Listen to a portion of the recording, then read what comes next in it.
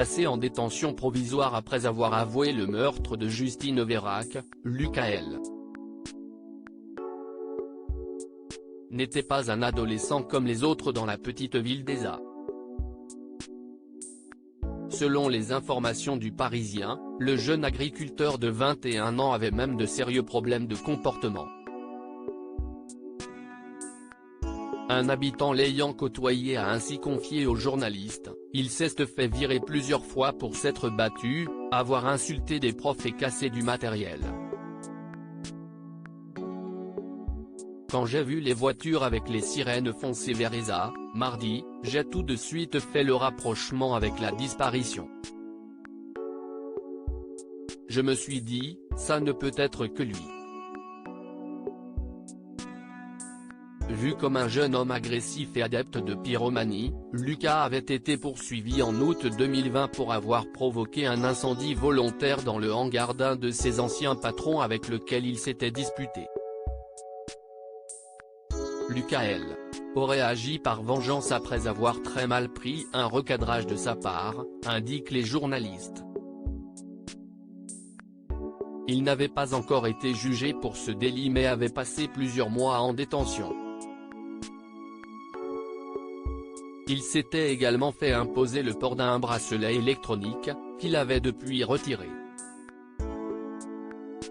Tout le monde parle.